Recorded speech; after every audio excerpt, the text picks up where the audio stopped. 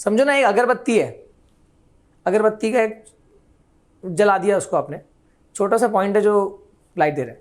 अब आप बहुत दूर से देख रहे हो और वो भी क्या हो रहा है, अगर अगरबत्ती कोई मूव कर रहा है ऐसे ऐसे, तो क्या होगा, उसकी पूरी ब्राइटनेस दिखेगी कि नहीं, थोड़ा कम ज्यादा दिखेगा। ऑलमोस्ट सेम लॉजिक है यहाँ पर।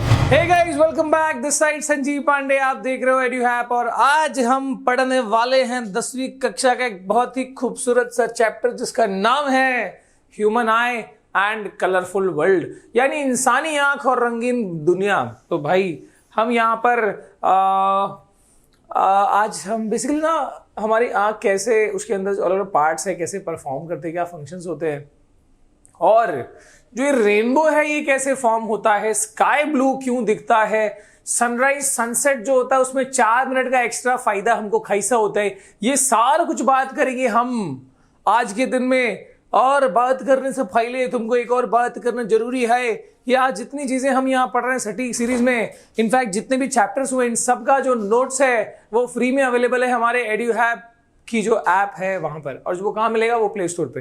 तो जो भी बच्चे डाउनलोड नहीं किए हैं, गो एंड और डाउनलोड दी ऐप। और इसके अलावा ऐप पर एक और चीज है, वो क्या है, वो है हमारा जनून जनून जनून बैच।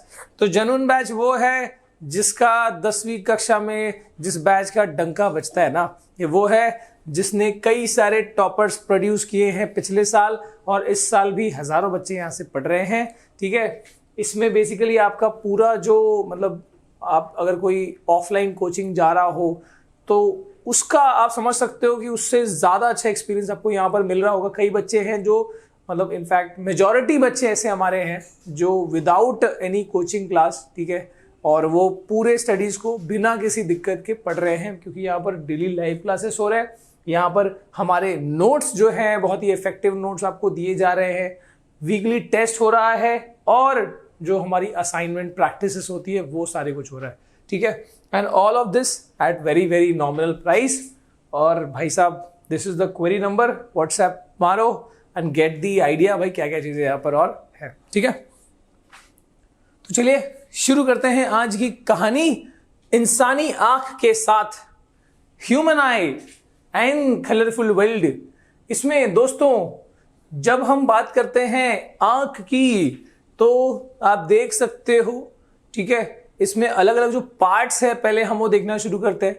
तो हमारे आंख का जो डायमीटर है इस सर्कल का, ठीक है, इट इज 2.4 सेंटीमीटर, 2.4 सेंटीमीटर ये इसका डायमीटर होता है। ओके, और इसके जो पार्ट्स है, बेसिक पार्ट्स है, वो थोड़ा मैं इसके बाद ना हल्का सा एक ड्रॉ भी कर दूंगा, ठीक है, जिससे आप ड्रॉ कर पाओगे। वैसे how to draw human eye उसका मैंने ऑलरेडी ड्राइंग भी करा हुआ है, तो you can just search it out on the YouTube.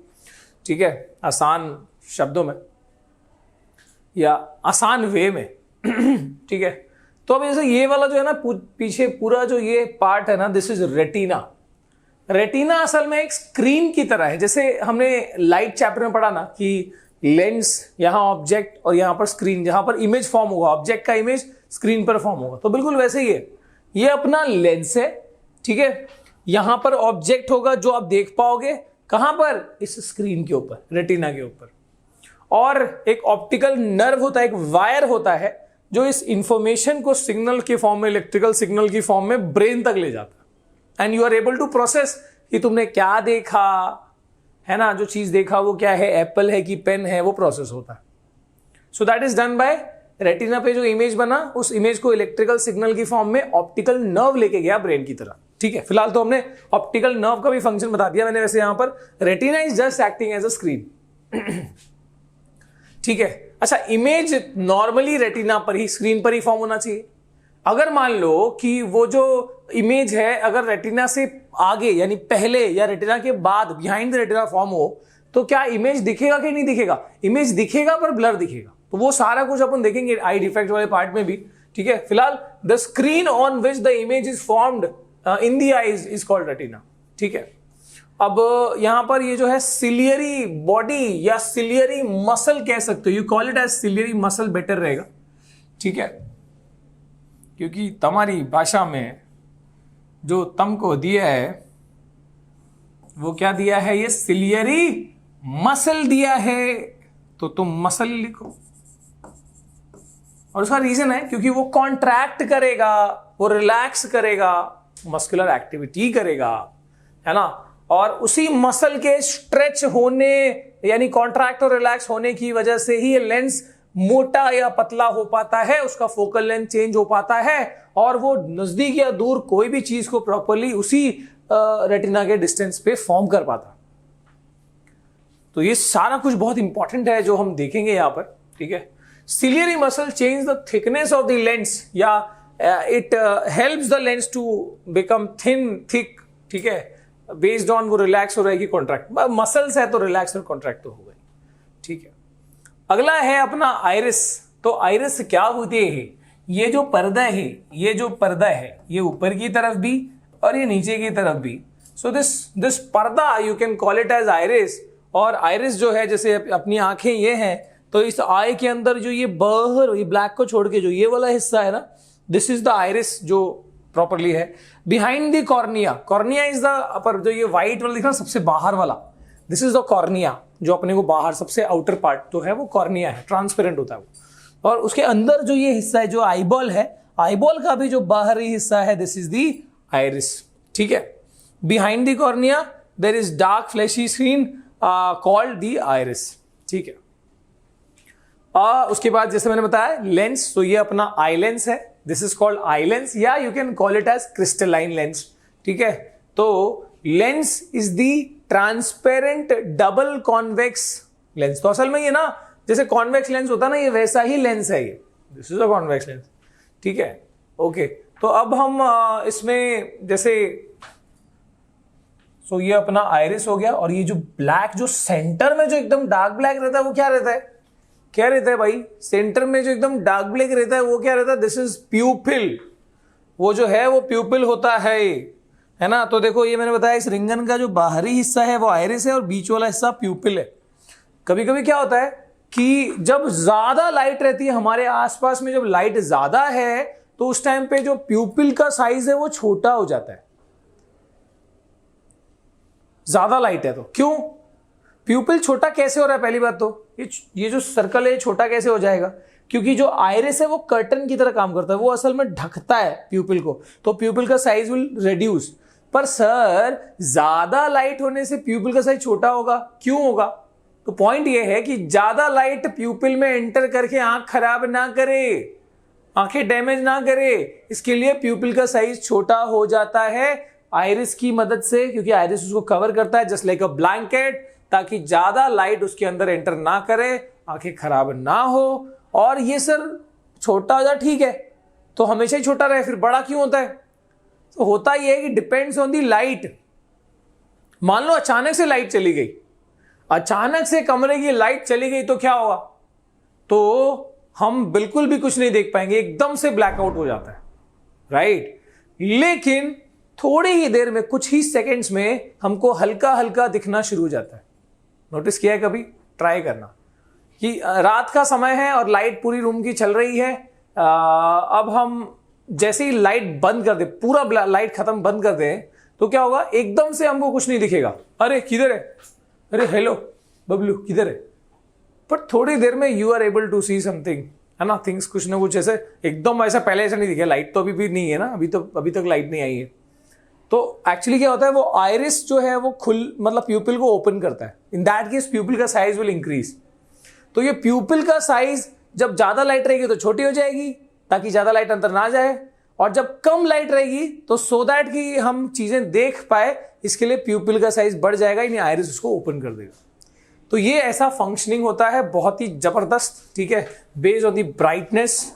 अच्छा एक और बात, ये जो रेटिना है ना, retina, this retina is made up of 2 types of cells. One is, देखो रेटिना का काम है इंफॉर्मेशन को या इमेज को सिग्नल की फॉर्म में, मतलब इमेज को ट्रांसफर कर देना या इमेज फॉर्म कराना, है ना, इमेज को सेंस करना। अब ये रेटिना जो है इसमें 2 टाइप के सेल्स है, एक है कोन सेल्स और दूसरा है रॉड सेल्स। अगर मान लो कि हमारी आंखों में कोन सेल्स होते ही नहीं तो हमको पूरी दुनिया ब्लैक एंड व्हाइट दिख रही होती, पूरी दुनिया ब्लैक एंड व्हाइट दिख रही। पहले देखा ना ब्लैक एंड व्हाइट मूवीज होती थी वैसे। तो ऐसा क्यों? क्योंकि कोन सेल्स जो है वो कलर आइडेंटिफाई करने में हेल्प करते हैं। और जो रॉड सेल्स है वो ब्राइटनेस, वो लाइट को, प्रॉपर लाइट को डिटेक्ट करने में, ब्राइटनेस डिटेक्ट करने में एक्सपर्ट है। सो दो टाइप के सेल्स से बने हैं हमारे रेटिना, वन इज कोन, है ना, आइसक्रीम का कोन होता है वैसे कोन, और एक सिलेंड्रिकल रॉड जैसे। रॉड सेल्स का खासियत है कि भाई वो ब्राइटनेस डिटेक्ट करने में एक्सपर्ट है, और जो कोन सेल्स है उनकी खासियत है कि वो कलर डिटेक्ट करने में एक्सपर्ट है। और रिसर्च तो ये भी कहता है कि इंसानों में जो फीमेल्स होती हैं उनके पास ज्यादा कोन सेल्स होते हैं, नो डाउट, है ना। वो इतने सारे रंग कैसे देख पाते हैं, मतलब ऐसे मैंने एक्सपीरियंस किया है हमारे स्कूल टाइम पे, या आजकल तो ज्यादा एक्सपीरियंस होता है शादीशुदा जिंदगी की, है ना, कहानी कि हमको तो भाई हार्डली वो 6-7 कलर समझ में आते हैं, लाल, पीला, हरा, नीला, है ना, गुलाबी, ऐसे कुछ 6-7 कलर हमको ज़्यादा समझ में आते हैं।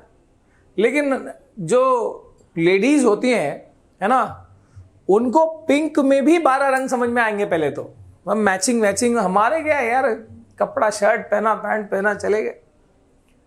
पर जो मैचिंग मैचिंग वाला जो काम है ना, मतलब एक कलर में भी 12 colour, baby pink, magenta pink, पता नहीं क्या क्या पिंक, आई डोंट नो, तो ऐसे होते हैं। ओके, सो आई थिंक ये उसी वजह से होगा। फाइन, आप लोग बताना ऐसा आपके साथ होता है कि नहीं होता है, कि घर पे आपकी सिस्टर है या मम्मी है, उनको ज़्यादा रंग समझ में आता है, आपको ज़्यादा रंग नहीं समझ में आता है, स्पेशली बॉयज़ के लिए बोल रहा हूँ। ओके, सो ये रेटिना की बात हो गई, 2 टाइप के सेल से बना है, ये बताया आपको, ठीक है। प्यूपिल is the opening of changing diameter at the centre of the iris, है ना। तो ये बेसिकली ऐसा है कि छोटा बड़ा हो सकता है। इसके बाद कॉर्निया, जैसे मैंने बताया, वो बाहर का जो ट्रांसपेरेंट हिस्सा है, ठीक है, जिससे लाइट अंदर एंटर करती है। Cornea is a thin transparent membrane bulging outwards, बाहर की तरफ जो आंखें दिख रही होती है, इट इज अ कॉर्निया। आगे एंटीरियर चेंबर, नो पॉइंट, तुमको उतना डिटेल में जाना नहीं है, तो ये नीचे के 2 रहने दो यार। Power of accommodation, now what is power of accommodation? मैं तुमको कह रहा था ना कि जैसे देखो अजीब व्याख्या कि अगर सपोज मेरे को ऐसा है कि भाई this is the lens and this is the screen, कहीं म्यूजिक बज रहा है भाई, तो this is the lens and that is the screen. अब इसके बीच में मान लो एक फिक्स डिस्टेंस है। अब मेरा बोलने का मतलब ये है कि अगर मैं ऑब्जेक्ट को यहां रखता हूं तो हो सकता है कि the image is formed exactly on the this image जो है एग्जैक्टली स्क्रीन पर बन रहा है। तो अब मैं देखो, this u is the object distance, v is the image distance, मान लो जो भी एक फिक्स डिस्टेंस है। अब मुझे ये बताओ कि क्या मैं अगर ऑब्जेक्ट को आगे पीछे अगर मूव करूं तो क्या मुझे इमेज डिस्टेंस को चेंज करना की पड़ेगा कि नहीं पड़ेगा? मतलब I will have to shift this, है ना। ये जो स्क्रीन है इसको आगे पीछे कहीं ना कहीं करना पड़ेगा एज पर की। सो वी नो दैट कि ऐसे केस में क्या होता है कॉन्वेक्स लेंस के केस में, कि अगर ऑब्जेक्ट डिस्टेंस हिलेगा तो फिर इमेज डिस्टेंस भी हिलेगा, बराबर। बट हमारी आंखों में तो पंगा है ना, हमारी आंखों में तो भाई ये लेंस जो आई लेंस है और जो रेटिना है, यानी जो retina is a screen and this is the lens, तो हमारी आंखों में तो स्क्रीन और लेंस का डिस्टेंस क्या है, फिक्स है। ऐसा तो नहीं होता स्क्रीन पीछे सर के पीछे से निकल के आए। सो दिस डिस्टेंस यानी इमेज डिस्टेंस तो भैया फिक्स है। तो हाउ इज दैट पॉसिबल कि आप पास की चीज को भी प्रॉपरली रेटिना पे फोकस कर पाते हो एंड दूर के डिस्टेंस के भी ऑब्जेक्ट को हम ध्यान से, हमारा इमेज जो है वो रेटिना पे बनता है। मतलब फॉर नॉर्मल आई तो यही होता है कि you are able to see near by objects as well as you are able to see far object, ठीक है। तो यहां पर एक बहुत ही इंटरेस्टिंग चीज है, मैं चाहूंगा कि आप लोग ट्राई करना, अभी करो, कि आप है ना कोई किताब या पेन वैन लेके अपने आंखों के पास लाओ और आप मुझे देखो। क्या बोल रहे हो सर? मतलब सामने मोबाइल ऐसे रखा हुआ है या पीसी लैपटॉप जो भी है, just keep the both the focus, मतलब पूरे दोनों आंखों का फोकस इस पे लगाओ, ठीक है। अब इस पे जब मैं ध्यान लगा रहा हूं, तुम सोचना जब तुम इस पे प्रॉपर ध्यान लगाओगे ये बहुत ही फोकस दिखेगा, सही दिखेगा, पर पीछे की चीजें कैसी दिख रही है बताओ जल्दी से, ट्राई करना, बहुत इंटरेस्टिंग है। पीछे की चीज कैसी दिख रही है? ब्लर। पर अगर मैं इससे ध्यान हटा के पीछे की स्टूल पे ध्यान लगा रहा हूं या तुम फोन पे ध्यान लगा रहे हो, तब ये ब्लर दिख रहा है। यानी एक साथ तुम नजदीक और दूर की चीज को फोकस नहीं कर सकते, क्योंकि आई लेंस उस हिसाब से अपने आप को एडजस्ट करता है। तो sometimes when you see near by objects, eye lens ने अपने आप को वैसे एडजस्ट किया ताकि इसका इमेज सही से फोकस पे बने। जब तुम डिस्टेंट ऑब्जेक्ट को ध्यान से देख रहे हो तो उसका भी इमेज उस हिसाब से रेटिना पे बने, इसका ध्यान रखा जाएगा। यानी जो आई लेंस है, देखो नॉर्मल लेंस में वो खूबी नहीं होती, पर हमारा आई लेंस जो है वो थोड़ा फ्लैशी टाइप का चीजें बना है यार, है ना, ऑर्गेनिक मटेरियल से बना हुआ है। तो हमारा जो आई लेंस है उसके पास वो खूबी है कि वो कभी मोटा लेंस बन सकता है, कभी पतला लेंस, यानी कभी फोकल लेंथ कम हो सकती है, कभी ज्यादा हो सकती है। तो इस वजह से, और इसी एबिलिटी को क्या कहते हैं, this is called power of accommodation. This is called accommodation, the ability of eye lens to adjust his focal length, the capacity of eye lens to adjust his focal length. Eye lens जो है वो अपने आप को adjust कर सकता है। मैं जैसा मैंने बताया था, सिलियरी मसल कॉन्ट्रैक्ट रिलैक्स करता है, जिस वजह से आई लेंस ना कर पाता। So this ability of eye lens is called power of accommodation. Normal lens में खूबी नहीं होती भाई, अपने इस लेंस में खूबी है कि वो पास की चीज को भी फोकस करा पाएगा, कभी दूर की चीज को भी कभी फोकस करा पाएगा, दोनों एक साथ नहीं करा पाएगा, ये ध्यान रखना। The ability of eye lens to change its focal length as per the need is called power of accommodation. और जैसे कि मान लो ये दूर एक बंदा है, this is acting as object, और वहां पर अपना आंख है, तो ये दूर वाला ऑब्जेक्ट का जो इमेज है, यहां से जो रेज आएंगे वो लेंस पे पड़े, आई लेंस पे, और फिर वहां पर सिलियरी मसल ने क्या किया, कमाल किया, और आई लेंस को स्ट्रेच किया, पतला किया उसको, और उसके बाद इमेज कहां बना, exactly on the retina. Image कहां बना, जहां बना नहीं, इमेज कहां बना, एग्जैक्टली ऑन दी रेटिना। देख रहे हो ना, इधर एकदम यहीं पे मीट हुआ। सो बहुत जबरदस्त दिया हुआ है यार, वापस देखना। तो ये दूर ऑब्जेक्ट है, ये हम नहीं है, ये हम तो उधर है, हमारी आंखें वहां है, ठीक है। ये ऑब्जेक्ट मान लो मेरा दोस्त ऑब्जेक्ट है, दूर है, बहुत दूर है, तो वहां से, बहुत दूर मतलब लंदन में नहीं है, सामने है थोड़ा सा डिस्टेंस पे। सो यहां से जो रेज आ रहे हैं, उसके शरीर से रेज नहीं आ रहे। कोई बोलेगा शरीर से रेज, अरे भाई सनलाइट या कोई भी लाइट उस पर टकरा रही है, और तो हमारे लिए तो वो इंसिडेंट रे है। इंसिडेंट रे आया, यहां पर रिफ्रैक्ट करके गया, आगे जाएगा। पर इसमें भी देखो, दूर का ऑब्जेक्ट के लिए क्या हो रहा है, सिलियरी मसल जो है वो ऐसे हो रहा है, मतलब ऐसे खुल रहा है, देखो। और ये लेंस को पतला किया मतलब फोकल लेंथ बढ़ा दिया। So when the lens become thin, the focal length increases, और जब फोकल लेंथ बढ़ जाएगी तो तुम दूर का चीज सही से फोकस कर पाओगे, एग्जैक्टली ऑन द रेटिना। तो उसकी एक्सप्लेनेशन देखो यहां पर दिए, पावर ऑफ अकोमोडेशन का जो डेफिनेशन यहां पर है, पर उसका एक्सप्लेनेशन यहां पर ऐसे कि दूर के ऑब्जेक्ट में क्या एडजस्टमेंट होती है। So relaxation of ciliary muscles, lens become thin, है ना, सिलियरी मसल रिलैक्स होता है, ठीक है। सिलियरी मसल रिलैक्स होता है मतलब अपने आप को ऐसे स्ट्रेच करता है, तो ये जो लेंस है अपने आप ऑब्वियसली जब रिलैक्स हो रहा होगा तो ये यहां पर खिंचाव प्रोड्यूस करेगा, तो लेंस विल बिकम, दोनों साइड से ऐसा रहेगा तो lens will become thin. So when the ciliary muscle relax, lens become thin, focal length of the I increases. जब लेंस पतला होगा तो फोकल लेंथ ज्यादा होता है, focal length of I increases, one can see distant objects clearly, तो आप दूर का चीज सही से देख पाते हो जी, ठीक है। इसके बाद बात करते हैं अपन पावर ऑफ अकोमोडेशन में ही। सर जब ऑब्जेक्ट दूर था तो क्या हुआ, वो देखा अपन ने, now the object is pass. अब जब ऑब्जेक्ट पास में है तो क्या हो रहा है, नियर बाय ऑब्जेक्ट है, तो यहां से रेज आएंगे, और अब आई लेंस को क्या होना पड़ेगा, नजदीक की चीज देखनी है, मोटा होना पड़ेगा। तो अब रिलैक्स करेगा कि कॉन्ट्रैक्ट करेगा, जी हाँ, उसको ऐसा आना पड़ेगा, ऐसा, यानी it will contract. So ciliary muscle will contract, देखो दबाओ, and the lens will become thick, मोटा हो गया, बल्ज हो गया, एंड जिसकी वजह से आप नजदीक की चीज को प्रॉपर, फोकल लेंथ क्या हो गया, डिक्रीज हो गया, and it will be able, you will be able to see near by objects exactly on the retina, sharp image बन रहा है। So contraction of the ciliary muscle will lead to, है ना, थिकनेस ऑफ द लेंस, जिसके बाद focal length of the eye will decrease and one can see near by objects clearly, ठीक है। कोई भी रे डायग्राम बना रहे हो तो एरो बनाओ, ओके।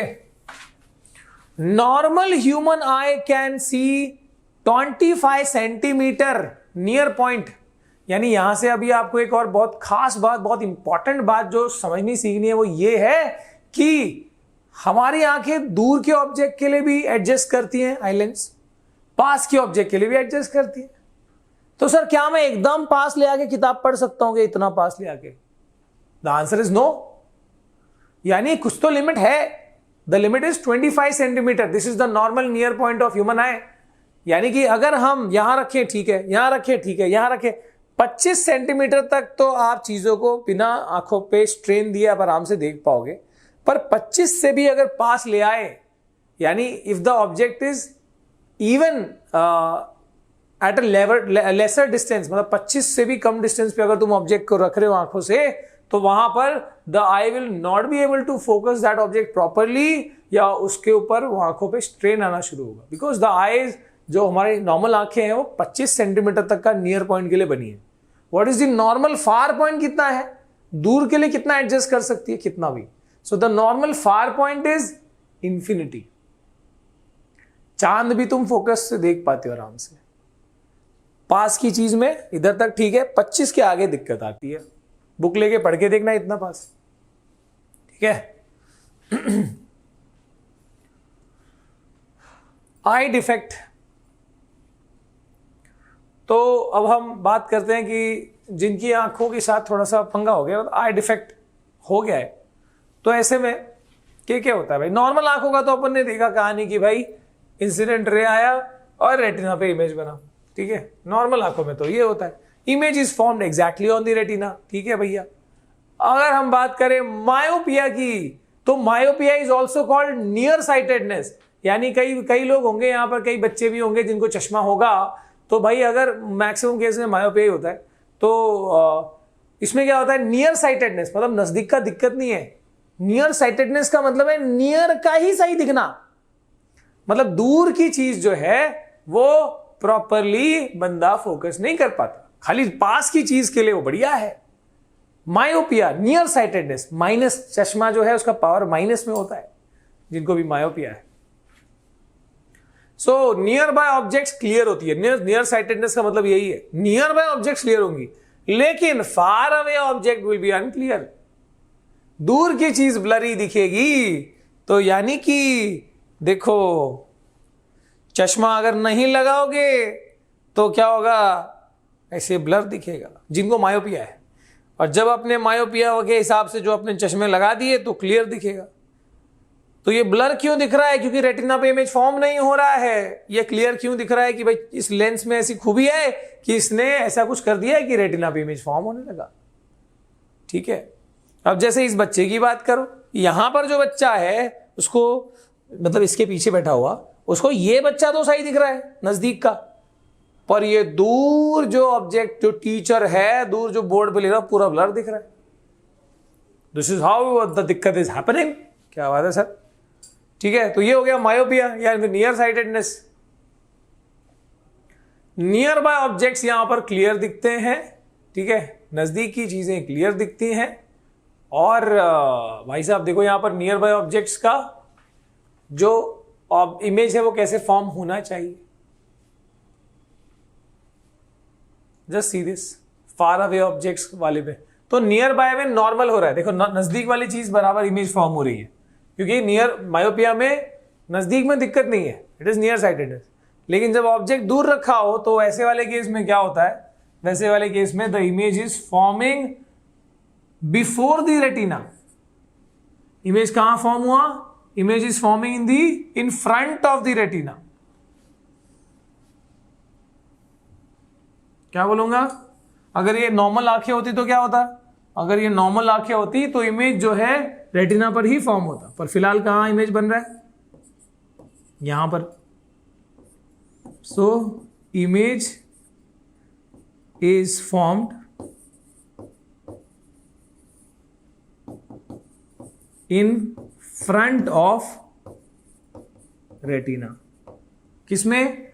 जब मायोपिया है तो उसमें दूर का डिफेक्ट है ना, तो दूर का डिफेक्ट यही है कि इमेज जो है रेटिना पे नहीं फॉर्म होता, उसके सामने फॉर्म हो जाता है, जिसकी वजह से हमको ब्लर इमेज दिखेगा, ठीक है। और जब चश्मा लगाएंगे, देखो अब हो क्या रहा है कि नॉर्मली ये हो रहा है कि ये जो रेज है वो थोड़ा जल्दी मिल जा रहा है, जबकि रेटिना और आगे था। तो वी डोंट वांट कि ये लेंस इतना जल्दी कॉन्वर्ज करे या इतना ज्यादा कॉन्वर्ज करे। हम चाहते हैं कि थोड़ा सा ये रे डाइवर्ज किया जाए, हल्का सा डाइवर्ज किया जाए। So we will use additional diverging lens. And which one is the diverging lens? Diverging lens क्या होता है? Concave lens. यस, बिल्कुल सही। तो यानी कि अगर तुमको ठीक होना है, जिनको मायोपिया हुआ है, तो एक सूटेबल पावर या सूटेबल फोकल लेंथ का एक कॉनकेव लेंस लगाओगे एंड व्हाट विल हैपन, वो थोड़ा डाइवर्ज करेगा और तब के उस केस में प्रॉपरली इमेज जो है वो कहां फॉर्म हो रहा है? Exactly on the retina. ठीक है, तो what is a corrective lens? सिर्फ ऐसे इसका आंसर में सिर्फ करेक्टिव लेंस में ओनली कॉनकेव लेंस मत लिखना, concave lens of suitable power या सूटेबल फोकल लेंथ। ठीक है, तो यहां पर क्या होगा? You will require a concave lens of suitable focal length in case of myopia. Okay, और पावर जो है इसका कॉनकेव है, तो कॉनकेव का तो फोकल लेंथ माइनस में लिखते हैं अपन as per the sign convention, light chapter में पढ़ा था। और पावर जो है वो 1/4 फोकल लेंथ होता है, तो ऑब्वियसली पावर भी माइनस में रहेगा। तो जिनका चश्मे का पावर नेगेटिव है ना, इसका मतलब उनको मायोपिया है। और जिनका चश्मे का पावर पॉजिटिव है उनको हाइपरमेट्रोपिया है। Hypermetropia is also called far sightedness. इसमें फार का vision is okay, perfect, clear, लेकिन नजदीक का विजन में गड़बड़ी होता है। ठीक है, तो फार का विजन इज बिल्कुल सही है ना। तो दूर दृष्टि कैसी है इसकी? एकदम सही है, यानी कि प्रॉपरली इमेज कहां बनेगा? On the retina. ठीक है, दूर दृष्टि सही है तो ऐसा कही है, इमेज कहां बनेगा? Exactly on the retina. Siyavar Ramchandra की जय। अब यहां पर जब नजदीक का ऑब्जेक्ट होगा तो इमेज कैसा हो जाएगा? अनक्लियर। यानी जब पास में ऑब्जेक्ट है तो ऐसे में क्या हो रहा है? इमेज कहां फॉर्म हो रहा है? Behind the retina. यानी दिक्कत कहां है इसको? पास वाले में, पास का ऑब्जेक्ट का image front of the retina पे नहीं और रेटिना पे भी नहीं। कहां बन रहा है? इमेज कहां बन रहा है? Image is forming here. So image कहां बन रहा है? इमेज बन रहा है बिहाइंड दी रेटिना। ठीक है, करेक्शन के लिए देखो अब क्या हो रहा है कि भाई यहां पर जो रेज हैं वो थोड़ा सा आगे बन रहे हैं। हम चाहते हैं कि भाई रेटिना पे थोड़ा पहले कन्वर्ज हो जाए, थोड़ा जल्दी कन्वर्ज हो जाए, और जल्दी कन्वर्ज होने के लिए कन्वर्जिंग लेंस यूज करना होगा। एंड आई नो कि भाई आपको भी पता है कि converging lens is the nothing but convex lens. तो हमको यहां पर करेक्टिव लेंस क्या यूज करना पड़ेगा? कॉन्वेक्स लेंस, सो दैट नजदीक की चीज को थोड़ा कन्वर्ज करे, आगे वाला और कन्वर्ज कर दे, और इमेज कहां बने? रेटिना पे फॉर्म। ठीक है, क्या बात है? So this is the corrective. क्या बात है? So convex lens of suitable focal length. ठीक है, इसका पावर क्या रहेगा? Of course positive. So in case of myopia, corrective lens is concave lens of suitable focal length. In case of hypermetropia, corrective lens is convex lens of suitable focal length. ठीक है, तो यानी कि इसमें क्या होगा? दूर की चीज, यहां पर क्या हो रहा है? दूर की चीज बराबर दिख रही है भाई, कोई दिक्कत नहीं है, पास वाली चीजें ब्लर दिख रही है। ठीक है, अगला है प्रेस बायोपिया, जो कि उम्र के साथ होता है। प्रेस बायोपिया और ओल्ड एज हाइपरमेट्रोपिया भी बोलते हैं इसको। ठीक है, हालांकि इसमें ऐसा भी होता है कि नजदीक और दूर दोनों विजन गड़बड़ हो जाता है। सो ये नॉर्मली क्या पता है क्या? जो आंखों का जो कर्वेचर है ना, वो उम्र के साथ, नॉर्मली 40 साल की उम्र के बाद लोगों को चश्मे लग जाते हैं। So that is because of कि वो एजिंग वाला की वजह से, एज होने की वजह से आंखों का गोलाकार जो है खराब हुआ है। ऐसा नहीं कि सभी ज्यादा होता, बट मैक्सिमम केसेस में होता है। और ऐसा भी होता है कि दूर नजदीक दोनों का गड़बड़ी हो सकता है ना। तो अभी फिलहाल तो ऐसा है कि इसमें मैंने ओल्ड एज हाइपरमेट्रोपिया बोला है, इसमें ऐसा बोला है कि फार अवे ऑब्जेक्ट क्लियर, नजदीक वाला अनक्लियर। पर तुम ये भी अज्यूम कर सकते हो, ये पॉइंट यहाँ ऐड मत करो, इसमें नॉर्मली ऐसा होता है, बट इसमें ऐसा भी होता है कि कई बार जो पास का विजन है और जो दूर का विजन है दोनों ही चले जाते हैं, दोनों चले जाते मतलब दोनों में गड़बड़ी हो जाती है, ठीक है। सो ऑब्वियसली एज के साथ, अच्छा इसमें एक और बात याद रखना कि तुमको ना एक और चीज पूछी जाती है मायोपिया और हाइपरमेट्रोपिया में, गिव दी कॉजेस या give any 2 causes of myopia, क्यों हुआ, कैसे हुआ, give any 2 causes of hypermetropia. So in that case you have to understand very clearly कि थोड़ा सा टेक्स्ट बुक पढ़ना जरूरी है, इसलिए मैंने यहाँ पर नहीं दिया, नहीं तो नॉर्मली मैं बता दो। So I want you to find it out and answer it here. 2 reason myopia के या 2 कॉजेस मायोपिया के, 2 कॉजेस हाइपरमेट्रोपिया के, एनसीईआरटी डायरेक्टली फॉलो हुए बताऊंगा, ठीक है। इसमें क्या होता है, muscle near the lens lose their ability to change the focal length, वो है ना चल चल के वो आई लेंस का जो एबिलिटी है अकोमोडेशन का गड़बड़ हुआ है, और नियर पॉइंट जो है थोड़ा शिफ्ट हो गया है, ऐसा भी हो गया है, ठीक है। Corrective lens is a bifocal lens. तो यहाँ पर मैं इसलिए कह रहा हूँ बाइफोकल लेंस कब आएगा, जब वो एडजस्टमेंट बिगड़ गया, तो नजदीक का भी ढंग से एडजस्ट नहीं हो रहा, दूर का भी ढंग से एडजस्ट नहीं हो रहा, और ऐसे केस में आप ये वाला पॉइंट में, ये पॉइंट फिलहाल मैं चाहूंगा कि आप मेंशन मत करो, ठीक है। तो उस वाले केस में क्या होता है कि जब आपको बुक रीडिंग करनी है, पास की चीजें देखनी है, तो आपको कॉन्वेक्स लेंस चाहिए, क्योंकि हाइपरमेट्रोपिया में तो कॉन्वेक्स लेंस लगता है, और जब आपको दूर का विजन सही करना है तो कॉनकेव चाहिए। पर इस बंदे को अगर दोनों दिक्कत हुआ है तो क्या होगा, चश्मे ऐसे रहेंगे, है ना, ऐसे टाइप के, नीचे एक अलग शेप रहता है, ऊपर अलग टाइप का रहता है। So this is concave lens for दूर का विजन। तो जब आप देख रहे होते हो दूर, तो आप ऐसे आंखें उठा के देखते हो ना, ऐसे तो नहीं दिखते। और जब बुक पढ़ रहे होते हो, जब कोई क्लोज वाली चीजें कर रहे होते हो, तो नीचे, तो आंखें झुकाओगे तो नीचे वाला लेंस काम आ जाएगा, कॉन्वेक्स फॉर नियर विजन, और आंखें उठाओगे तो ऊपर का लेंस काम आएगा, कॉनकेव फॉर फार विजन। क्या बात है, ठीक है। तो ये रहा अपना presbyopia. Some people develop a combination of myopia and presbyopia, उसी हिसाब से ये लेंस का बताया, बाइफोकल लेंस, ठीक है। अच्छा, इसके अलावा ना एक और इनफैक्ट कैटरैक्ट भी होता है, कुछ एस्टिग्मेटिज्म भी होता है, ठीक है। तो I want you to search on this, cataract और एस्टिग्मेटिज्म दोनों। Okay, 3 major phenomena to be studied in this chapter. अब यहां पर अपना ह्यूमन आई वाला पार्ट हुआ, इसके कुछ 2 टाइप के न्यूमेरिकल सिंपल वाले होते हैं, जिसका मैंने ऑलरेडी वीडियो जो है वो डाला हुआ है, तो you can go and just find it out अगर आपको न्यूमेरिकल करना है, ठीक है, या after the chapter obviously can go. So myopia के ऊपर एक क्वेश्चन आता है एक टाइप का, और हाइपरमेट्रो के ऊपर एक टाइप, 2 टाइप के क्वेश्चन आता है। आसान है, कुछ बेसिक फॉर्मूला या जो लेंस फॉर्मूला है उसी के अंदर अप्लाई करना होता है। हाउ टू अप्लाई के लिए बहुत जरूरी है, कैसे करोगे वो, ठीक है। अच्छा, इसके बाद आते हैं हम कलरफुल वर्ल्ड वाले हिस्से में। तो there are 3 major phenomena to be studied in this chapter. कौन से फिनोमेना पढ़ेंगे अपन? एक होगा डिस्पर्जन ऑफ लाइट, है ना, ये रेनबो फॉर्म होने वाली कहानी प्रिज्म से। जो रेनबो फॉर्म होता है, जो 7 रंग दिख रहे होते हैं, उसको स्पेक्ट्रम बोलते हैं। So that is called spectrum. ये विबग्योर क्या है? Violet, indigo, blue, green, yellow, orange, red. इसके बाद अगला है total internal reflection. Now what is total internal reflection, ये मैं डिटेल में बताऊंगा आगे। फिलहाल ये समझो, लाइट जो है, अपन ने रिफ्रैक्शन पढ़ा है कि लाइट जब एक मीडियम से दूसरे मीडियम में एंटर करती है तो क्या होता है, तो वो थोड़ा रिफ्रैक्ट करती है। पर यहां पर देखो, लाइट जब वाटर से एयर में जा रही है तो बल्कि रिफ्लेक्ट कर रही है। ये कब होता है, कैसे होता है, ये अपन को पढ़ना है। अपन इसमें टोटल इंटरनल रिफ्लेक्शन में पढ़ेंगे, ठीक है।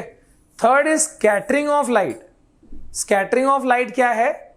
लाइट जो है वो छोटे मोटे पार्टिकल से टकरा के और यहां वहां जब वो स्प्रेड होता है, आपने 9 में टिंडल इफेक्ट पढ़ा होगा लगभग वैसे ही, ठीक है। The phenomena by which beam of light is, अब ये तो मैं यहीं बता देता हूं, ठीक है। आगे ये दो चीजें हम डिटेल में अब देखेंगे। सो ये वाला ध्यान से देख लो। लाइट जब छोटे छोटे पार्टिकल से टकराता है, जैसे डस्ट पार्टिकल से टकराया, तो यहां वहां स्कैटर होगा, उसका पाथ विजिबल होगा, है ना। So this phenomena is called scattering of light. Basically the bouncing या the spreading of light on hitting tiny particles, ठीक है, is called scattering of light. तो यहां पर दिया है। अब बाकी ये 2 है, डिस्पर्जन और इंटरफ्लेक्शन, वो अपन आगे यहां पर देखते हैं, और उसी के बेस पे कुछ एप्लीकेशंस है। चैप्टर बहुत ज्यादा लंबा ऐसा नहीं है। डिस्पर्जन ऑफ लाइट क्या है? जैसे मैंने बताया कि व्हाइट लाइट यहां से आई, और व्हाइट लाइट जब यहां से आई, ये व्हाइट लाइट ये तुम्हारी सनलाइट भी हो सकती है, यहां से आई और प्रिज्म, ये जो ट्रायंगुलर ग्लास का स्ट्रक्चर है, प्रिज्म के ऊपर फॉल हुआ और वो व्हाइट लाइट जो है वो डिवाइड हो गई इनटू 7 रंग, एंड दिस 7 रंग इज कॉल्ड स्पेक्ट्रम, और इस फिनोमेना को हम क्या कहते हैं? Dispersion of light. So what is dispersion of light बच्चा? डिस्पर्जन ऑफ लाइट है the splitting of white light into its 7 component due to different bending ability for colour when it pass through prism is called dispersion of light. ठीक है, the splitting of white light into its 7 components. तुम बोलोगे sir white से ये रंग कैसे निकले? क्योंकि व्हाइट कलर जो है it is actually the combination of 7 colours. 7 colour की लाइट, ये 7 कलर की लाइट जो है ये विबज्योर, कौन सा है इसमें? Violet, indigo, blue, green, yellow, orange, red. So basically ये पूरा विबग्योर कॉम्बिनेशन है। तो ये सब कलर की लाइट को जब मिलाओगे तो वैसे भी वो व्हाइट लाइट फॉर्म होता है। ठीक है, so what is this dispersion of light? Splitting of white light when it is incident on a material like prism is called dispersion of light. अच्छा, इसमें एक और कहानी है कि अगर तुम 2 प्रिज्म यूज करते हो लाइक दिस, उल्टा लगा दिया, एक सीधा और एक उल्टा, तो न्यूटन बाबा ने ये फाइंडिंग की थी जो हम अभी देखेंगे, जिसको कहते हैं न्यूटन्स डबल प्रिज्म इफेक्ट। तो इसमें क्या होगा कि अगर व्हाइट लाइट तुमने यहां मारी तो वो स्प्लिट हुआ, बराबर, वो रेनबो बना। अच्छा, वापस से जब उल्टा प्रिज्म था सामने तो वो रेनबो वापस रिकंबाइन होके वापस से क्या निकला? व्हाइट लाइट बना। तो एक प्रिज्म ने व्हाइट को रेनबो बनाया, दूसरे वाले ने वापस रेनबो को व्हाइट बना दिया, आमने सामने उल्टा प्रिज्म रखा था। सो this is what? This is dispersion of, this is not dispersion, this is Newton double prism effect. ठीक है, एक ने जादू किया, दूसरे ने जादू को वापस उल्टा कर दिया। ओके, अब यहां पर ध्यान रखो, एक और दूसरा फिनोमेना है total internal reflection. Now what is total internal reflection? ध्यान से देखना, बहुत लोगों को इसमें कंफ्यूजन होती है। So total internal reflection is when light travels from denser medium to rare medium with angle of incidence greater than the critical angle, instead of emerging out it goes into the same medium. This is known as internal reflection. पहले मैं ऐसे बताता हूं, फिर मैं diagrams बताऊंगा। होता क्या है ना कि आपको यह पता है कि लाइट जब एक मीडियम से दूसरी मीडियम में जा रहा होता है तो क्या करता है? मान लो ये लाइट ऐसे जा रही है, क्या करता है? वो बेंड करता है, राइट? अब सपोज करो कि ये नॉर्मल है, ये इस जगह का परपेंडिकुलर है, तो हमने लाइट चैप्टर में ये पढ़ा कि भाई ये नॉर्मल की तरफ तभी बेंड करेगा when it is entering from rare to denser medium. और ये नॉर्मल से अवे कब भागेगा? लाइट नॉर्मल से अवे कब भागेगा? ऐसे कब होगा? If at all this is the normal. Normal से दूर क्यों भाग रहा है? क्योंकि it is entering from denser to rare medium.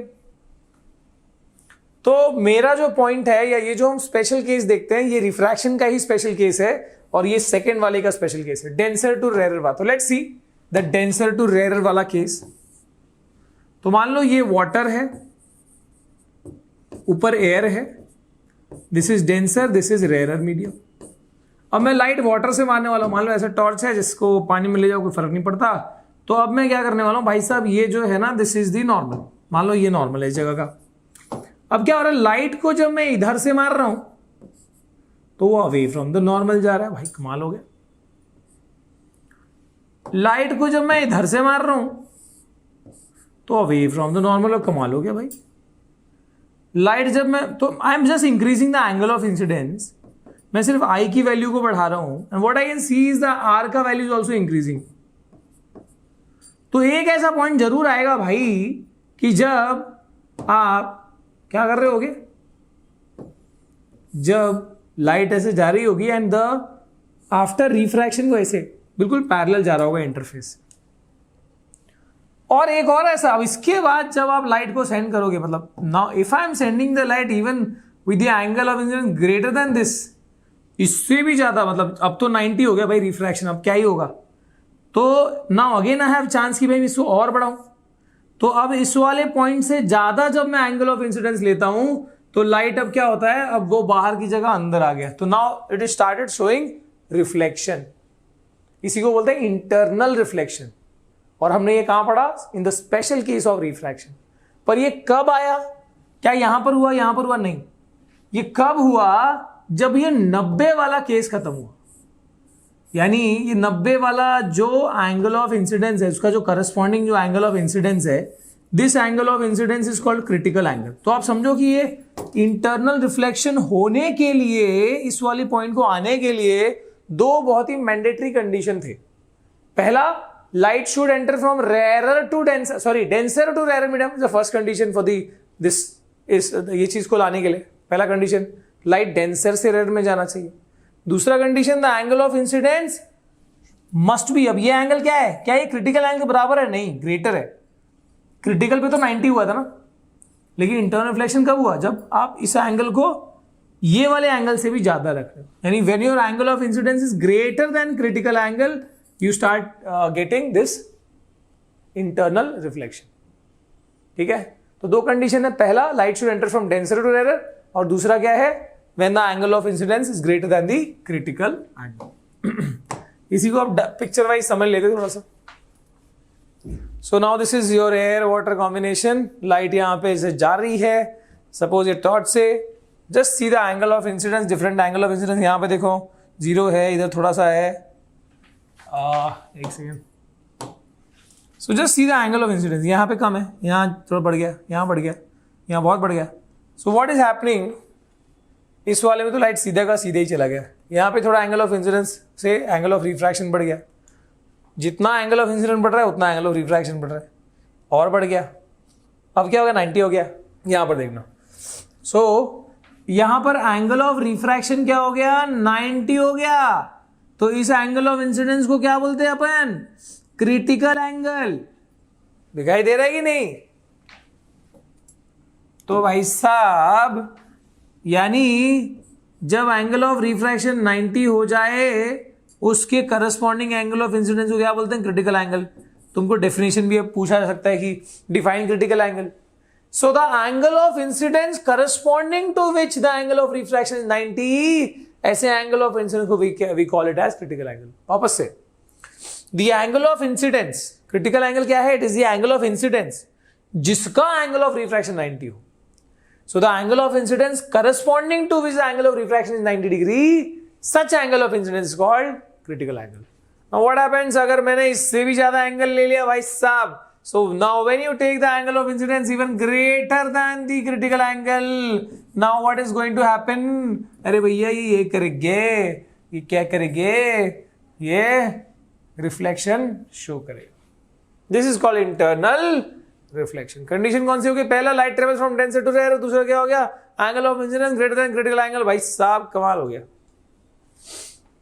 और how is the rainbow formed, अब हम उसी से जो हमने पढ़ा ना फिनोमेना, उसी के इफेक्ट की बात हम कर लेते। रेनबो कैसे फॉर्म होते भाई, ये भाई रेनबो कैसे फॉर्म होते, तो यहां पर rainbow is formed, rainbow is an arc of 7 colours visible in the sky which is produced by the dispersion of sun light by raindrops in the atmosphere।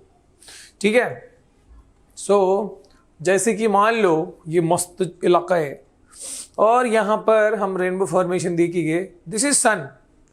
अब क्या हो रहा है, यहां बारिश हो रही है, ये रेन ड्रॉप है मान लो। अब क्या हो रहा है कि सन का लाइट उधर गए, रेन ड्रॉप में गए, अब ये व्हाइट लाइट है and this is acting like a prism. Now what will happen भैया, यहां पर ये डिस्पर्जन होगा, जैसे प्रिज्म करता है वही होगा।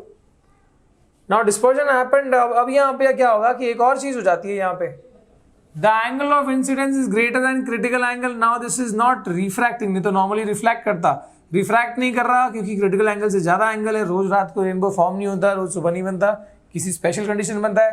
That special condition is this, When the angle of incidence is greater than critical angle, अब ये लाइट यहां नहीं जाएगी, ये रिफ्रैक्ट करके या इंटरनल रिफ्लेक्शन करके यहां से आ जाएगी and now you will be able to see the rainbow here.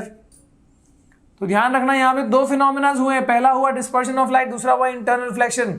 तो रेनबो क्या डिस्पर्जन से होता है कि इंटरनल रिफ्लेक्शन से, दोनों के मिला के, ठीक है। और रेनबो फॉर्म होने का एक बहुत ही खास कंडीशन देख लो कि जो व्यूअर है या जो ऑब्जर्वर है उसके सामने बारिश की बूंदें थी और सन उसके बिल्कुल पीछे था। तो हमेशा यही सेट होता है, चेक कर लेना कि रेनबो कभी सन के बाजू नहीं बनता। सन रेनबो अपन डायग्राम अपन बचपन में बना दिया होगा, पर सन रेनबो आजू बाजू नहीं होता है। तो whenever you are seeing rainbow, sun तुम्हारे सन के पीछे, तुम्हारे सर के पीछे रहेगा। तो sun is here, rainbow is here, ऐसे होता है, ठीक है। सो दिस इज अच्छा, इसमें भी दो टाइप के होते हैं, प्राइमरी रेनबो, सेकेंडरी रेनबो, ठीक है। So and the primary is more bright, secondary वाला इज फेंट, कई बार वो ऊपर नीचे फॉर्म होता है। सो थोड़ा सा और सर्च करना प्राइमरी सेकेंडरी का कॉन्सेप्ट, कौन सा ऊपर बनता है कौन सा नीचे बनता है, ठीक है। बहुत ही इंटरेस्टिंग है, नॉट इन 10th क्लास। सो यहाँ पर इधर हुआ डिस्पर्जन ऑफ लाइट, अगेन इधर क्या हुआ, इंटरनल रिफ्लेक्शन, ऑब्वियसली यहाँ पर रिफ्रैक्शन भी हुआ। Okay, so rainbow is formed in the sky when the sun is shining and it's raining the same time. बारिश भी हो रही है और धूप भी है, उसको अपन क्या बोलते हैं, नंगा बारिश बोलते हैं, ठीक है। मराठी में क्या बोलते हैं, नागड़ पाऊस। तो जब नागड़ पाऊस होते उस टाइम पे यू सी द रेनबो, ठीक है। And so why do sky appear blue, sky blue खाए को दिखते हैं भाई, इतना ही तो बहुत ज्यादा ही ब्लू दिख रहा है, तो रशिया वाली फीलिंग आ रही है यहाँ पे। So why do sky appear blue, इसका एक सीधा सा जवाब है, वो ये है कि लेट्स सी क्या जवाब है। ये है सन और ये लाइट आ रही है व्हाइट कलर की, सन की लाइट आ रही है व्हाइट कलर की। अब इसमें क्या हो रहा है, ब्लू कलर की लाइट पूरी स्कैटर हो जा रही है, और ब्लू कलर की लाइट स्कैटर हो जाएगी तो हमको सन का अपीयरेंस कैसे दिखेगा। देखो अब ना मैं थोड़ा सा फील के बताऊंगा, फिलहाल तो देखो व्हाइट लाइट आ रही थी। अब व्हाइट लाइट, अब मान लो कि एज्यूम करो कि अगर ये कोई एटमॉस्फेयर हमारा होता ही नहीं है, हमारे आसपास में वो वायुमंडल, मतलब जो एटमॉस्फेयर है, जो एयर है, वो सब होता ही नहीं, तो ऐसे में सन हमको क्या रंग का दिख रहा होता, व्हाइट, क्योंकि वहां से लाइट कैसी आ रही थी, व्हाइट। पर अब वो एटमॉस्फेयर की वजह से कुछ ऐसा फिनोमिना हुआ, वो मैं एक्सप्लेन करूंगा। कुछ ऐसा फिनोमिना हुआ कि ब्लू कलर मान लो स्प्रेड हो गया, स्प्रेड हो गया तो पूरी स्काई की कलर क्या हो गया, ब्लू हो गया, क्योंकि ब्लू कलर तो स्कैटर हुआ है यहाँ पे। जो रंग स्कैटर नहीं हुआ था वो क्या है, विबज्योर में से अगर ब्लू वाले एंड निकाल दो तो रेड वाला, रेड ऑरेंज एंड बचता है। तो इसलिए हमको सन कैसा दिखेगा, व्हाइट नहीं दिखेगा, क्योंकि उसमें से ब्लू निकल गया, अब रेड ऑरेंज हम तक पहुंच रहा है, इसलिए sun will appear a reddish colour, जबकि व्हाइट दिखना चाहिए था। बट एटमॉस्फेयर की वजह से क्योंकि ब्लू हट गया तो रेडिश कलर अपीयर करने लगा, और स्काई में जो कौन सा कलर फैला है, ब्लूइश कलर, इसलिए sky will appear blue. Point ये है कि सर ये खाई से हुआ, तो आप ये समझो कि ये खेल है कि जो व्हाइट कलर है ना, जो व्हाइट लाइट यहां से आ रही है ना,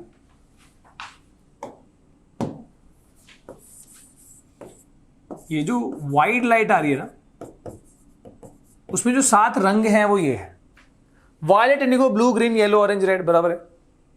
इसमें क्या होता है, वेवलेंथ जो है उसका भी थोड़ा खेल है। द शॉर्टर वेवलेंथ, जो ब्लू कलर की लाइट, मान लो ये सब ब्लू कलर है, आप देखो ब्लू कलर की लाइट का वेवलेंथ क्या है, छोटा है, ठीक है। सो ये वाला सब क्या है, शॉर्टर वेवलेंथ, जस्ट चेक, छोटा छोटा वेव्स है ना, लेंथ देख लो, वेवलेंथ 9 में पढ़ा तुमने। और जो रेड कलर के हैं कंपेरेटिवली, रेड, ऑरेंज, येलो, ये सब के देखो वेवलेंथ थोड़े से बड़े हैं, देखो वेवलेंथ थोड़े बड़े हैं। तो होता क्या है कि ये तुम्हारे व्हाइट कलर की 2 टीम बन जाती है इसमें, ब्लू वाली और रेड वाली, और ग्रीन तो बीच में रहेगा, पर ठीक है। तो ये ब्लू और रेड में से कौन जीतेगा, ब्लू वाले का वेवलेंथ छोटा है, वायलेट, ब्लू सबका वेवलेंथ छोटा है, और मतलब मान लो इनको रेड बोलता हूं, इनको ब्लू, तो ब्लू टीम का जो वेवलेंथ है वो छोटा है, रेड टीम का वेवलेंथ बड़ा है। अब क्या होता है कि एक कॉन्सेप्ट आता है कि अगर तुम लाइट को स्कैटर करते हुए देखते हो ना, स्कैटरिंग ऑफ लाइट जो होता है वो तब होता है जब, देखो अगर तुम्हारा लाइट का वेवलेंथ छोटा है ना, तो वो छोटे वाले पार्टिकल्स को स्कैटर कर पाएगा, लेकिन जो बड़ा वेवलेंथ है वो छोटे पार्टिकल से स्कैटर नहीं हो पाएगा। सो स्कैटरिंग जो होती है वो कौन से लाइट की हो पाती है, ब्लू कलर की लाइट की, क्योंकि एटमॉस्फेयर के पार्टिकल्स क्या हैं, छोटे हैं। So the tiny atmospheric particles are able to scatter blue color light more because particles are also tiny, small. So if the particles are small, they will only scatter the shorter wavelength of light. They will not be able to scatter the bigger wavelength of light. होगा क्या, ये Tingu Tingu particle है, तो ये Tingu Tingu particle ना छोटे मोटे team के साथ भिड़ सकते हैं, मतलब ये ब्लू कलर के साथ में ये भिड़ जाएंगे। होता है ना तुम्हारे टीम में छोटी छोटी सेना, वानर सेना छोटी छोटी वाली, तो ये क्या कर जाएगी, ये इनको इनसे भिड़ जाएंगे। लेकिन जो असली जो सेना होगी हमारे, मान लो महाभारत रामायण, जो असली होता है ना उसमें जो बड़े बड़े योद्धा होते हैं, वो योद्धा हनुमान जी अगर आएंगे तो वो बड़े बड़े मेन फाइटर से लड़ेंगे, और जो छोटे वाले जो वानर से ना वो छोटे वाले फाइटर से। तो बेसिकली एटमॉस्फेयर में टाइनी पार्टिकल्स ही है, तो अगर एटमॉस्फेयर में छोटे पार्टिकल्स ही हैं तो वो सिर्फ किससे भिड़ पाएंगे, जो स्मॉलर वेवलेंथ है यानी जो ब्लू वाले, तो ब्लू कलर की लाइट टकरा के यहां वहां बिखरेगी। लेकिन जो बड़ा वाला जो वेवलेंथ है यानी जो रेड कलर की लाइट है, उससे लड़ने के लिए कोई पार्टिकल है नहीं वहां, छोटे छोटे पार्टिकल्स है, देखो नॉट, है ना। तो बेसिकली ऐसा एक छोटा पार्टिकल है, देखो if this is the particle, smaller particle, तो ये बड़ा वेवलेंथ वाला लाइट है वो तो ऐसे ही निकल जाएगा, उसको कोई फर्क नहीं पड़ता। लेकिन जो शॉर्टर वेवलेंथ है वो क्या करेगा, वो वहां पर टकरा के और स्प्रेड करेगा। Blue colour will what, will scatter. तो आप इतना ही समझो कि the shorter wavelength light or the blue color light from the sunlight gets scattered by the tiny particles of atmosphere. However, these tiny particles are not able to scatter the larger wavelength of light, that is the red color light. तो red colour light जो है बिना किसी tension के वो वहां तक पहुंच पाएगा, लेकिन जो ब्लू वाला है वो आसमान में स्प्रेड हो जाएगा। I hope this is clear to you. ठीक है, तो ये वही लिखा है, blue light is scattered more than other colours. ठीक है, ज्यादातर ब्लू लाइट स्कैटर होती है because it has shorter wavelength. Tiny particles of atmosphere can scatter only shorter wavelength. देखो ये सेकंड लाइन ही असली लाइन है, tiny particles of atmosphere can only scatter shorter wavelength, that is the blue colour of light. Hence, blue color lights scatter and get spread in the sky, and the sky appear blue. ठीक है, अगला है, what is the color of sky from moon or from space for the astronauts? तो अगर हम धरती पे से स्काई देखते हैं तो ब्लू दिखता है, पर अगर तुम मून पे से देख रहे हो तो स्काई कैसा दिखता है, तो वहां पर डार्क दिखता है, वहां से ऐसे ही डार्क दिखता है पूरा, sky appear dark from the space और फ्रॉम मून, क्योंकि वहां पर एटमॉस्फेयर नहीं है, वहां पर स्कैटरिंग नहीं होगी। ठीक है, no atmosphere, no scattering, no colour, तो दैट इज ब्लैक। ठीक है, why do sun appear more reddish during sunset and sunrise and sunset? तो इसका भी कारण बड़ा ही सिंपल है। मान लो ये सनराइज के टाइम का बात कर रहे हैं अपन, ये ऑब्जर्वर है, ठीक है, at the time of sunrise और sunset the sun is very close to horizon. तो ऐसे टाइम पे होगा क्या, सन ट्रेवल या sunlight travel to the longer path through the atmosphere to reach the observer. तो यहां पे देखो कि, और एक मिनट ऐसा ना, मैं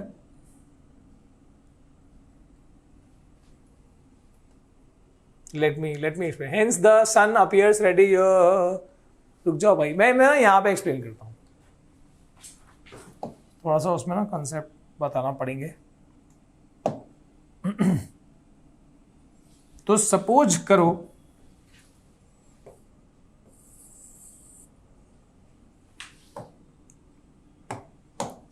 करो कि ये जो है दिस इज द धरती, एंड सपोज करो कि ये जो है ये एटमॉस्फेयर है। ठीक है,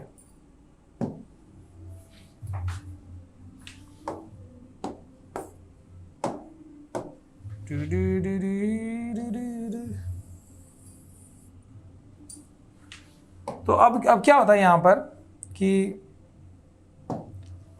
तुम मान लो तुम्हारी आंखें यहां पर है, सनराइज सनसेट मतलब होराइजन की तरफ ही होगा, मतलब सनराइज सनसेट कभी ऐसा ऊपर नहीं होता, सनराइज सनसेट ऐसी ही जगह होगी।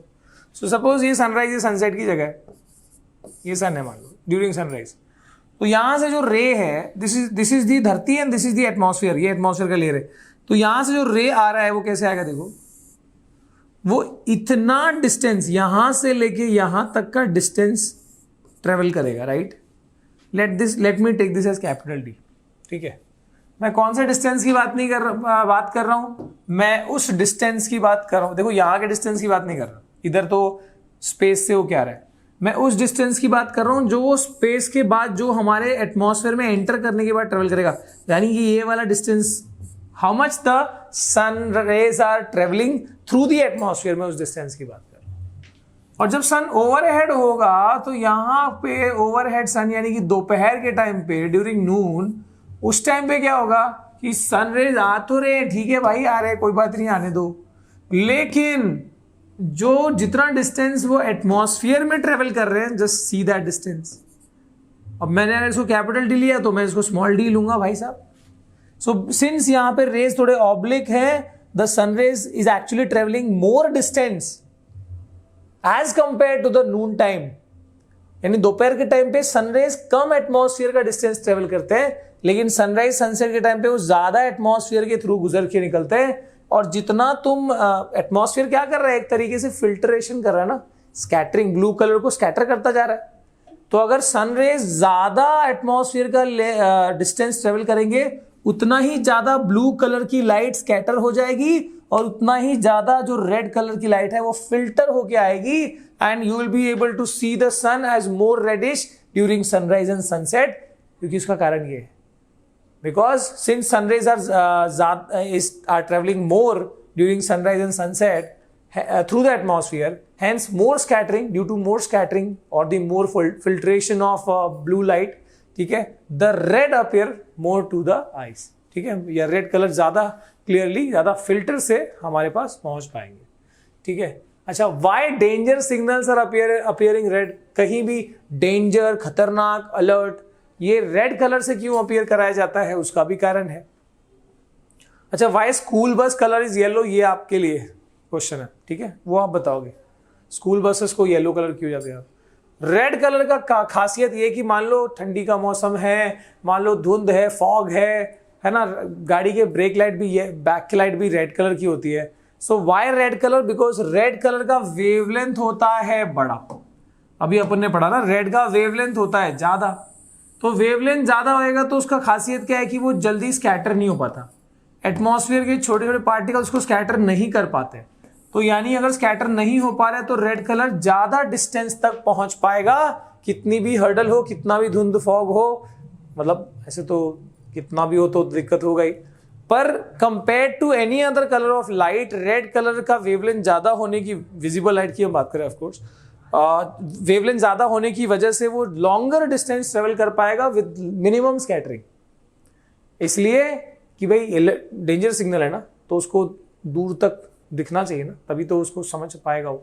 इसलिए डेंजर सिग्नल को रेड कलर से इंडिकेट किया जाता है, because red colour light will travel more distance with minimum scattering, ठीक है।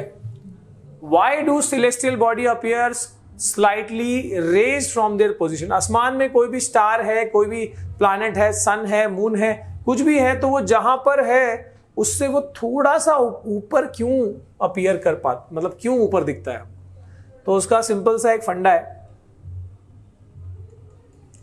तो ऑब्वियसली हमारा जो अर्थ है उसका जो एटमॉस्फेयर, मान लो एटमॉस्फेयर का जो लेयर है, तो ऊपर का atmosphere will be what, rare medium, क्योंकि हल्की हवा ऊपर चली जाती है तो ऊपर रेयर मीडियम है, और जो भारी हवा है, डेंसर वाली है, वो नीचे रह जाएगी। तो यहां से जो रेज आ रहे हैं स्टार से, ठीक है, यहां से जो रेज आएंगे, एक्चुअल स्टार है, मतलब पोजीशन मान लो एक्चुअल स्टार की पोजीशन से, तो जो रेज आएंगे वो क्या करेंगे, इट विल बेंड, है ना। और जब भी लाइट रेयरर से डेंसर में जाता है तो उसकी खूबी है कि वो bend towards the normal, normal की टुवर्ड्स बेंड करता है। तो बेंड अगर हो ही गया तो हमारे आंखों को क्या लगेगा कि लाइट स्टार इधर है कि इधर है, ऊपर की तरफ। तो बेसिकली ऐसा होगा कि क्योंकि वो बेंड हो गया, तो जिस लाइट, मतलब जिस डायरेक्शन से लाइट हमारी आंखों तक पहुंच रही है, हमको यही फील होगा कि जो वो चीज है वो उसी डायरेक्शन में।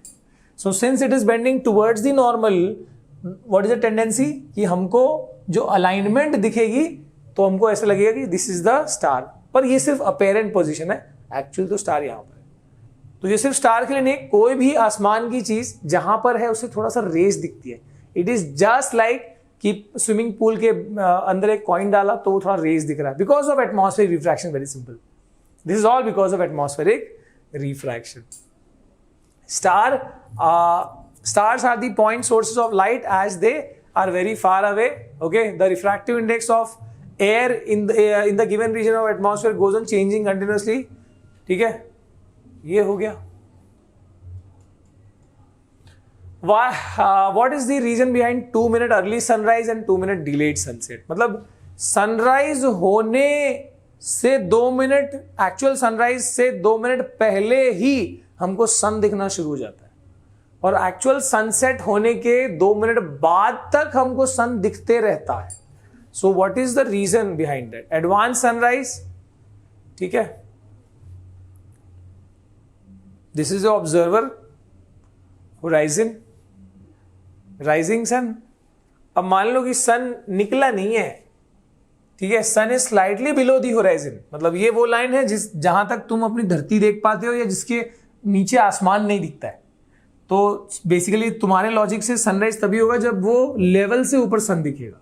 मतलब मान लो पहाड़ है एक एंड पे, तो पहाड़ या समुद्र है मान लो सामने एकदम स्ट्रेट, तो जहां पर आसमान और समुद्र का पानी एकदम जिस लाइन पे मिलता हुआ दिख रहा है उसको क्षितिज बोलते हैं, उसको होराइजन बोलते हैं. तो होराइजन के ऊपर जब सन आएगा तभी तो दिखेगा ना. तो अभी फिलहाल होराइजन के ऊपर आया नहीं है, पर स्टिल ऐसा क्या जादू होता है कि सन दिखना शुरू हो जाता है. So it is because of the atmospheric refraction. अपन ने अभी देखा ना कि लाइट बेंड करता है लगातार, वो लेयर बाय लेयर वो बेंड करते रहता है, एंड जो रेज है वो हमको तभी दिख पाते लॉजिकली जब वो इस लाइन के ऊपर होते हैं. बट बिकॉज लाइट बेंड होते आ रहा है तो इसलिए अभी देखा ना अपन ने, कोई भी आसमान की चीज अपनी पोजीशन से ऊपर दिखती है तो अभी भी वो होराइजन के नीचे है, पर उसी एटमॉस्फेरिक रिफ्रैक्शन की लॉजिक से, उसी रेयर टू डेंसर की एंट्री से लाइट बेंड करता हुआ आ रहा है, और जिसकी वजह से उसकी जो अपेरेंट पोजीशन है वो ऊपर दिख रही है.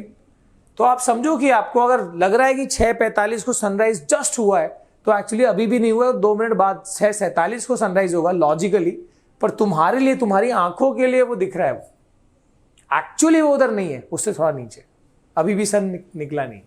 सो ये सेम लॉजिक होती है कि वही जब सनसेट हो जाएगा, so after the complete sunset also sun will be appearing slightly raised because of the atmospheric logic, atmospheric refraction का लॉजिक. ठीक है, जिसमें हर सेलेस्टियल बॉडी थोड़ा सा ऊपर दिखता है. What is the reason behind? दो यहां पर अपन ने देख लिया एडवांस सनराइज और डिलेड सनसेट वाला.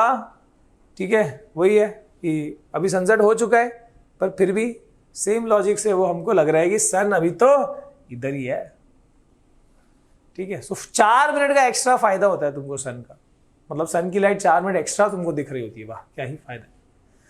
ठीक है, why do stars twinkle and planets do not?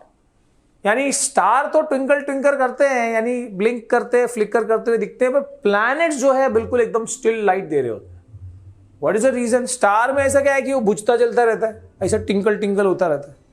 सो अपन वो देखते हैं भाई साहब. ठीक है, सो इसमें ये लाइट है स्टार से आ रही है, राइट. और अब क्या हो रहा है, stars are the point source of light.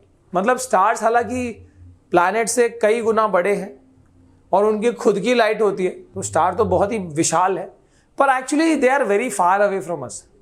तो हमसे वो बहुत दूर होने की वजह से वो हमको चींटिए से लग रहे है ना. तो यानी कि अगर कोई चीज पॉइंट सोर्स है, हमें तो छोटा ही दिख रहा है ना, वो हमारे लिए तो स्मॉल ही है. So this is acting as a point source of light. और पॉइंट सोर्स से लाइट से कैसा लाइट आएगा? एक सिंगल लाइन आएगी, सिंगल रे आएगा. सो दिस इज अ सिंगल रे. अब यहां पर क्योंकि एटमॉस्फियर जो है उसके अलग अलग लेयर्स है, डेंसर, रेयरर, हवा वो भी मूव करती रहती है लगातार. कांच थोड़ी है वो, हवा लगातार मूव करती रहती है. तो क्या होगा, वो जो स्टार है वो उस जगह पे नहीं दिखेगा, कभी वो थोड़ा सा ऊपर, क्योंकि लाइट रे बेंड हो रहा है यहाँ पर, थोड़ा सा बेंड होता है, तो कभी ऊपर कभी नीचे. सो बेसिकली वो उसकी जो अपेरेंट पोजीशन है वो लगातार चेंज हो रही होगी, जिस वजह से वो लाइट प्रॉपरली एक सिंगल रे है, वो समझो ये सिंगल रे ऑफ लाइट, वो भी उसकी भी अलाइनमेंट दे दो, यहां वहां से फ्लिकर कर रही है. तो star will definitely appear as, है ना, ट्विंकलिंग. समझो ना, एक अगरबत्ती है, अगरबत्ती का एक जला दिया उसको आपने, छोटा सा पॉइंट है जो लाइट दे रहा है, अब आप बहुत दूर से देख रहे हो और वो भी क्या हो रहा है, अगर अगरबत्ती कोई मूव कर रहा है ऐसे ऐसे, तो क्या होगा, उसकी पूरी ब्राइटनेस दिखेगी कि नहीं, थोड़ा कम ज़्यादा दिखेगा। ऑलमोस्ट सेम लॉजिक है यहाँ पर, ठीक है। So since the planet are closer to us, अब प्लैनेट्स में क्यों नहीं होता, तो प्लैनेट्स जो है हालांकि बहुत छोटे स्टार्स है, पर क्योंकि हमसे बहुत क्लोज है और हमारे लिए तो वो एक्सटेंडेड सोर्स ऑफ लाइट है, मतलब हमारे लिए तो बड़े क्यों दिख रहे हैं, पास में है पर स्टिल दिख तो रहा है ना बड़ा। तो अब उससे क्या होता है कि प्लैनेट्स वाले केस में एक सेकेंड, प्लैनेट्स वाले केस में why twinkling effect is not there, because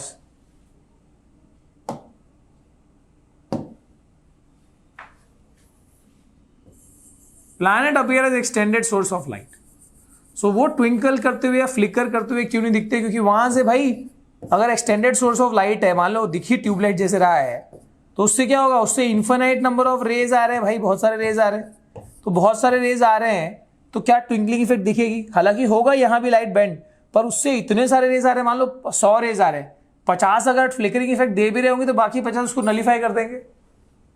so इसमें पूरा खेल वही है कि अगर सिंगल रे ऑफ लाइट आएगी तो फ्लिकर करता हुआ दिखेगा, बिकॉज वो एटमॉस्फेरिक रिफ्रैक्शन में इतना बेंडिंग होगा, है ना। एक समझो एक आग ही जल रहा है और एक जलती हुई आग के तुम अगले साइड देख रहे हो, ऑब्जर्व कर रहे हो उसके धुएं के ऊपर से, तो वो मूव करता हुआ क्यों दिखता है, क्योंकि गर्म हवा ठंडी हवा रिफ्रैक्शन बदल रही है, लगातार लाइट रे बेंड हो रहा है। यहाँ पर भी वही है, तो इसलिए लगातार वो एक सिंगल पॉइंट सोर्स अगर वो बेंड हो रहा है वो भी, तो उसके लिए डिम होता हुआ डिम और ब्राइट दिखता है, क्योंकि वो रे लगातार कॉन्स्टेंट नहीं आ रहा हो। चेंजिंग एटमॉस्फेरिक रिफ्रैक्शन की वजह से, हवा मूव होने की वजह से, डेंसिटी बदलने की वजह से वो लाइट जो है लगातार अलग अलग लेयर में डिफरेंट तरीके से बेंड होके और वो फ्लिकरिंग इफेक्ट देता है। Since planets are extended, they are very close, they appear as extended source of light and so they have infinite क्या बोल सकते हो, number of rays are coming from that, almost एक beam of light ही यार समझ लो। तो अगर थोड़ा बहुत if the twinkling effect is produced by some rays, other of its rays will nullify that effect, ठीक है। तो इसी के साथ अपनी जो कहानी है इस चैप्टर की वो यहाँ पर समाप्त होती है, ठीक है। अगेन द नोट्स जो भी अपने पढ़ा यहाँ पर वो सारे नोट्स आपको मिल जाएंगे हमारी एडियो ऐप की ऐप पर, you can go and download the app और पढ़ाई कर सकते हो। इसके बाद का जो चैप्टर है वो कौन सा होना चाहिए आप कमेंट करके बताओ। Thank you for watching guys, see you again next time, bye bye.